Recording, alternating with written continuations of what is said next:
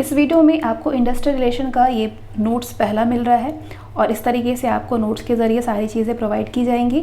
आपको सिर्फ उतनी ही चीज़ें दी जा रही है जो कि आपकी परीक्षा के लिए महत्वपूर्ण है और बिल्कुल उस तरीके से दिया जा रहा है जैसे जैसे प्रश्न बनता है। जैसे कि आपसे पूछा जाएगा, आपको दिया जाएगा क्वेश्चन और बोला जाएगा ये इसमें औद्योगिक संबंध की क्या क्या विशेषताएं हैं और आपके पास 4 ऑप्शन रख दिया जाएगा, तो आप बताएंगे कि इनमें से ये ऑप्शन है। ठीक है, इस तरीके से पूछा जाता है कि क्या क्या इसके कार्य क्षेत्र है। 3 ऑप्शन दे दिया गया और फिर कोड दे दिया गया कि पहला दूसरा आंसर होगा कि दूसरा तीसरा कि तीसरा चौथा या फिर उपर्युक्त सभी। तो बिल्कुल ऐसा ही आपको चीज़ें अब प्रोवाइड की जाएंगी। तो इंडस्ट्रियल रिलेशन का उद्देश्य ये है, यानी ऑब्जेक्ट्स ये है कि श्रमिक और प्रबंधन दोनों के हितों की रक्षा को सोचते हुए, ध्यान में रखते हुए, ताकि श्रमिक का भी भला हो और साथ ही आपके जो उद्योगपति हैं, जो मालिक हैं, उनका भी भला हो। तो दोनों के हितों की रक्षा को मद्देनजर रखते हुए औद्योगिक संबंध जो है स्थापित किया जाता है। औद्योगिक संघर्ष को कम करना और सहयोग को बढ़ावा देना औद्योगिक संबंध का उद्देश्य है। कर्मचारी और मालिक के बीच में स्वस्थ संबंध स्थापित करना औद्योगिक संबंध का उद्देश्य है। श्रमिक को प्रबंधन और निर्णय निर्माण की प्रक्रिया में भाग लेने के अवसर प्रदान करना औद्योगिक संबंध का उद्देश्य है। औद्योगिक शांति और सामंजस्य बनाए रखना। जो भी अनुचित श्रम है, जो कि फालतू के श्रम, बहुत ज़्यादा ओवरलोड किसी कर्मचारी को कि आपको 12 घंटे वर्क करनी है या फिर ऐसे कोई भी फालतू की जो प्रथा थी, उसका उन्मूलन करना है औद्योगिक संबंध का उद्देश्य। औद्योगिक संघर्ष कम करना और सहयोग को बढ़ावा देना है और साथ ही संतुष्ट, प्रतिबद्ध और शिक्षित कार्यबल तैयार करना। श्रमिकों की आर्थिक स्थिति में सुधार लाना, ये सारी चीज़ें जो हैं औद्योगिक संबंध का उद्देश्य होता है। कौन कौन सा कार्य क्षेत्र होता है औद्योगिक संबंध का?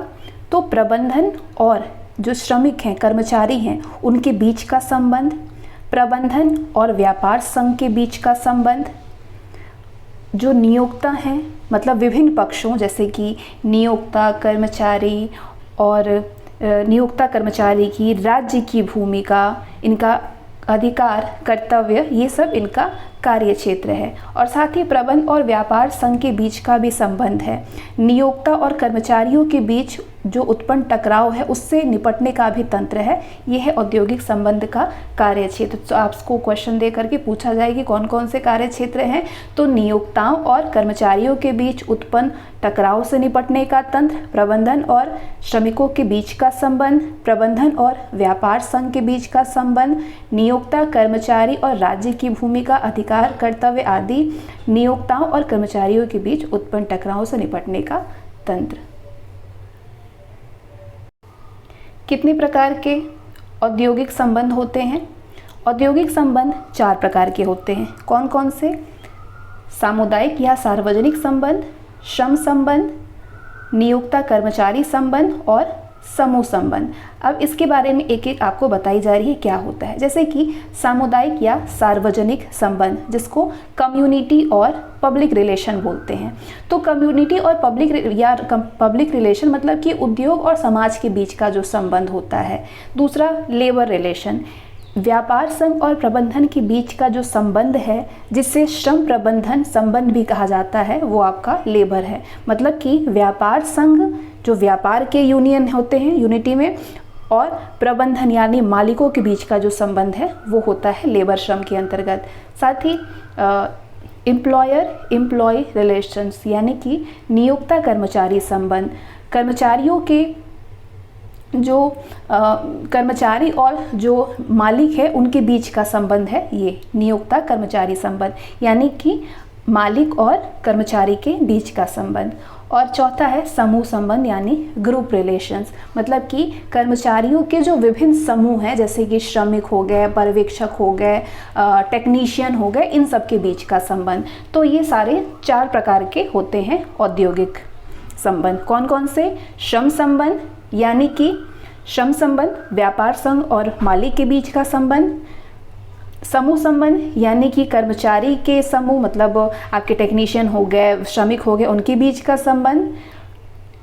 कम्युनिटी और पब्लिक रिलेशंस यानी कि जो उद्योग है और समाज है उनके बीच का संबंध। और एम्प्लॉयर एम्प्लॉय रिलेशन यानी कि कर्मचारी और प्रबंधन के बीच का संबंध। भारतीय संविधान में भी कुछ आर्टिकल हैं जो कि औद्योगिक संबंध के बारे में उसमें उपबंध दिया गया है। जैसे कि हमारा मौलिक अधिकार में आर्टिकल 16 to 24 है जो कि औद्योगिक संबंध से रिलेटेड बात कहता है। जैसे कि आर्टिकल 16 ये कहता है कि राज्य के अधीन किसी भी पद पर नियोजन या नियुक्ति से संबंधित विषयों में सभी नागरिकों के लिए अवसर की समानता प्रदान करें और किसी भी नागरिक के साथ में उसके जाति, मूल वंश, लिंग, वंशक्रम, जन्म स्थान, निवास या फिर इनमें से किसी के आधार पर भी विभेद करने से रोकता है आर्टिकल 16। ठीक है, किसी भी, न केवल ये आपके जो भी मूल वंश हो गया, निवास हो गया, जन्म स्थान, उससे रिलेटेड आप अवसर से समानता नहीं छीन सकते हैं, विभेद नहीं कर सकते हैं। तो हमारा आर्टिकल 16 ये कहता है कि हम सभी के अवसर की समानता प्रदान की जाए। आर्टिकल 19 जो है वो ये कहता है कि खंड 1 का उपखंड ग ये सभी नागरिकों को संघ या फिर संगम बनाने का और उपखंड 6 कोई भी वृत्ति, उपजीविका, व्यवसाय या व्यापार का अधिकार देता है आर्टिकल 19। आर्टिकल 19 का खंड 1 का उपखंड ग सभी नागरिकों को संघ बनाने का अधिकार देता है और उपखंड 6 कोई भी वृत्ति, व्यवसाय या व्यापार या उपजीविका का अधिकार देता है। इसके बाद मौलिक अधिकार में आर्टिकल 23 जो है ये अनुच्छेद मानव तस्करी, बेगारी और बलात् श्रम को प्रतिषिद्ध करता है और इस उपबंध के उल्लंघन को दंडनीय अपराध घोषित किया गया है।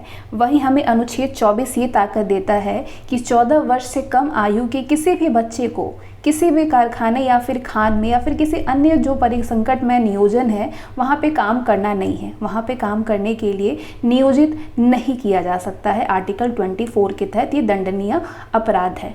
ठीक है, तो मौलिक अधिकार में अनुच्छेद औद्योगिक संबंध के बारे में जो उपबंध दिए गए हैं वो मौलिक अधिकार कौन कौन से हैं? अनुच्छेद 16, 19, 23 और 24। अब हम जानेंगे DPSP में, यानी कि राज्य की नीति निर्देशक तत्व में औद्योगिक संबंध के बारे में क्या क्या उपबंध है, क्या क्या प्रावधान है। तो 38 से 43 क तक राज्य के जो नीति निर्देशक तत्व है उसमें औद्योगिक संबंध से रिलेटेड चर्चा है। आर्टिकल 38 ये कहता है कि राज्य न केवल व्यक्तियों के बीच बल्कि विभिन्न क्षेत्रों में रहने वाले और विभिन्न व्यवसायों में लगे हुए लोगों के समूह के बीच में सुविधाओं, प्रतिष्ठा और अवसर की असमानता समाप्त करने और आय की असमानता को कम करने का प्रयास करेगा। वहीं आर्टिकल 39 के अनुसार राज्य अपनी नीति का इस प्रकार से संचालन करेगा ताकि पुरुषों और स्त्री सभी नागरिकों को समान रूप से जीविका के पर्याप्त साधन प्राप्त करने का अधिकार हो, समुदाय के भौतिक संसाधनों का स्वामित्व और नियंत्रण इस प्रकार से बटा हो जिससे कि सामूहिक हित का सर्वोत्तम रूप से साधन हो सके, आर्थिक व्यवस्था इस तरीके से चले जिससे कि धन और उत्पादन के साधनों का सर्वधारण के लिए क्या हो, अहितकारी संकेंद्रण ना हो, आर्थिक समूह सबको। इसके साथ ही आर्टिकल 39 में ये है कि पुरुष और स्त्री दोनों को समान कार्य के लिए समान वेतन प्राप्त हो। ऐसा ना हो कि पुरुष को पुरुष समझ करके उन्हें ज़्यादा वेतन दिया जाए और महिला को कम वेतन रखा जाए। अगर पुरुष और महिला दोनों समान तरीके का वर्क कर रहे हैं तो उनको समान वेतन मिलना चाहिए।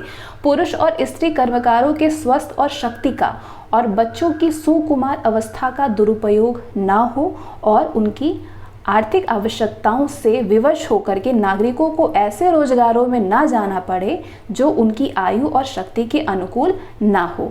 बच्चों को स्वतंत्र और गरिमामय वातावरण में स्वस्थ विकास के अवसर और सुविधाएं दी जाए और बच्चों और जो अल्पवय व्यक्ति हैं उनका शोषण से, साथ ही नैतिक और आर्थिक परित्याग से भी रक्षा की जाए।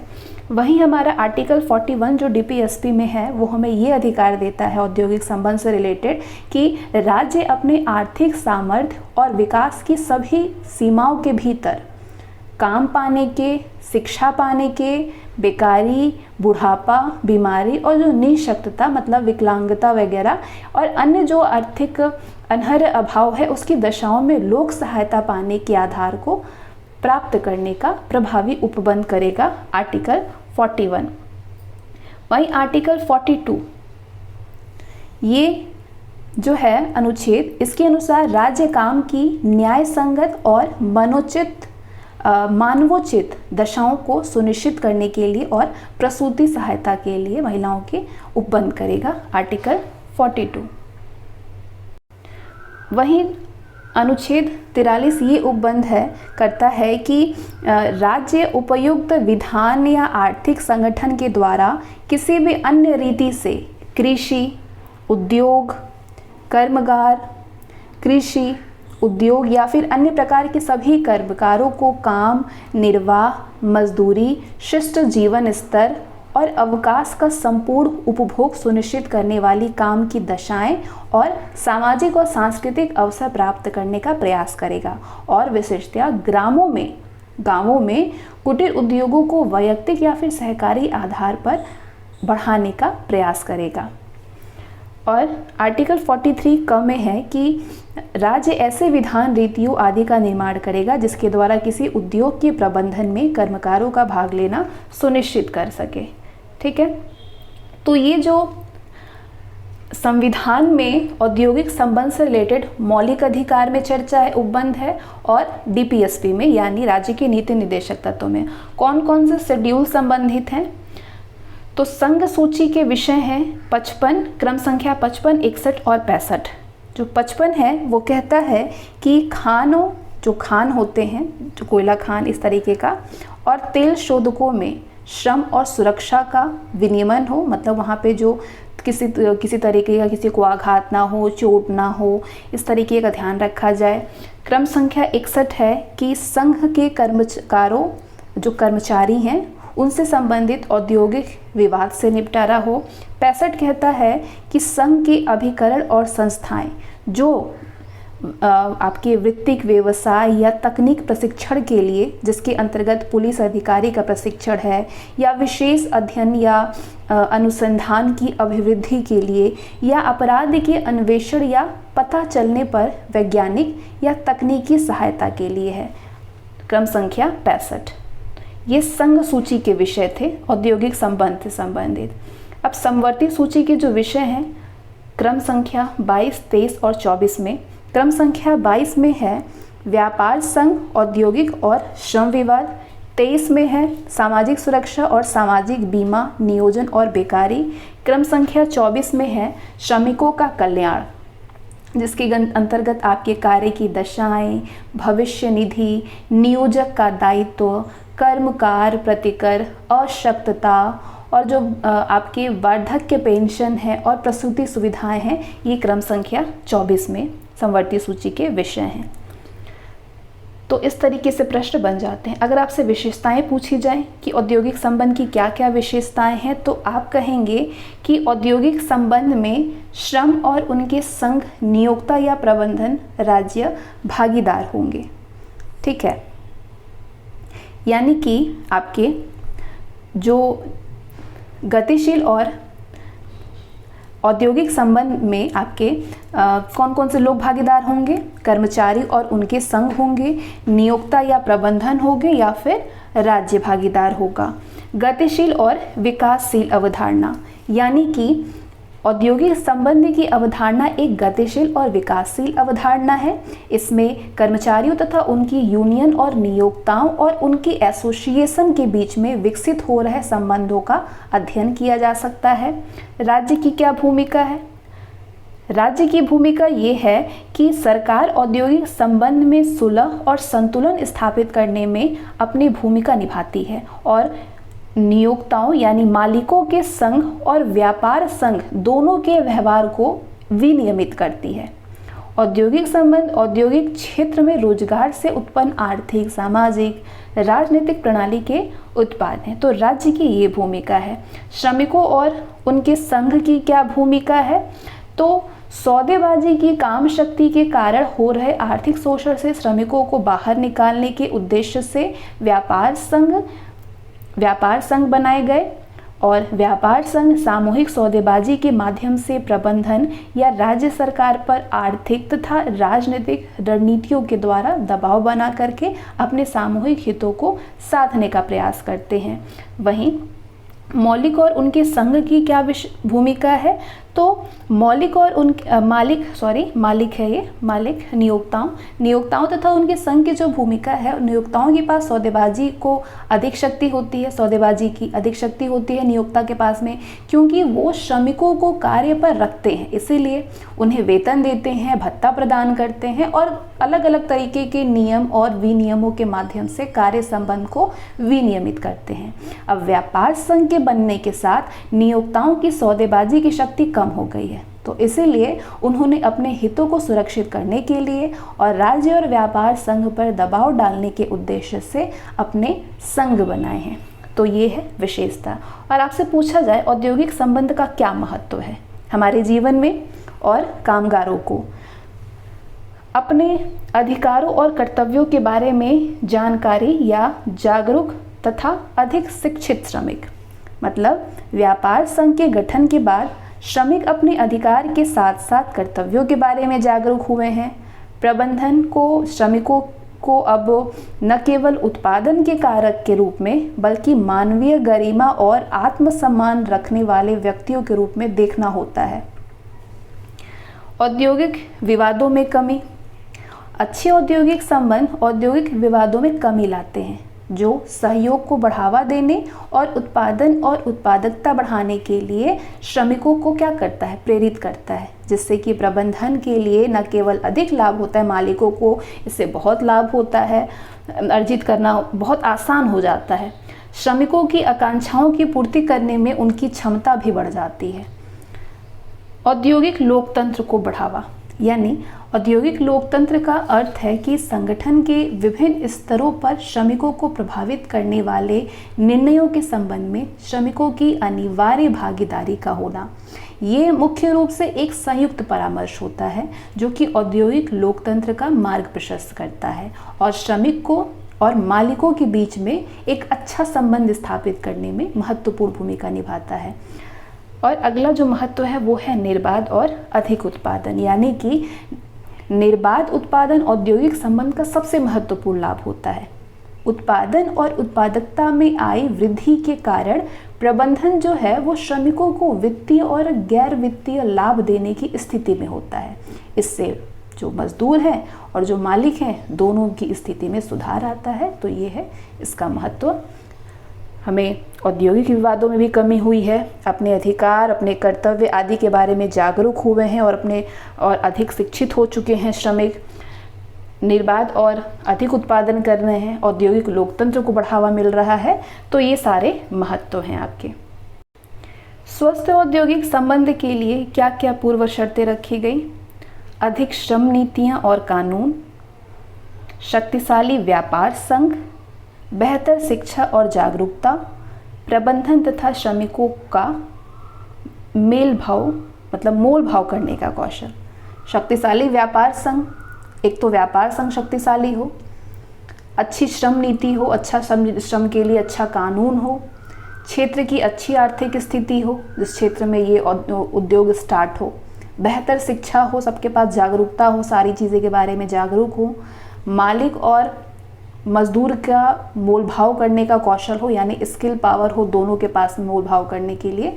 तो ये स्वस्थ एक अच्छे औद्योगिक संबंध के लिए यही कुछ शर्तें होनी चाहिए। मालिक और पहली बात कि मालिक जो हैं और मजदूर जो हैं उनके बीच में एक अच्छा तालमेल हो, उनका स्किल एक दूसरे के लिए डेवलप हो, बेहतर शिक्षा हो मालिक के पास भी ताकि उसको अपने पद की समझ हो और मजदूर के पास भी कि हमें क्या क्या वर्क करनी है, अच्छी श्रम नीतियाँ बने, अच्छा कानून हो श्रम के लिए कि हमें ये होता है तो हमारे लिए ये कानून है, हम इसका उपयोग कर सकते हैं, एक शक्तिशाली व्यापार संघ हो। तो इस तरीके की कुछ पूर्व शर्तें होती हैं एक स्वस्थ औद्योगिक संबंध के लिए। तो आज आपका ये इंडस्ट्रियल रिलेशन आपके एग्ज़ाम के पर्पज़ से ईपीएफओ और एपीएफसी के लिए, ईपीएफओ ईओयू और एपीएफसी के लिए इंडस्ट्रियल रिलेशन से इतने प्रश्न आपके यहाँ से बन सकते हैं क्योंकि आपके ये वाले कॉन्सेप्ट यहाँ पे कवर हो जाते हैं।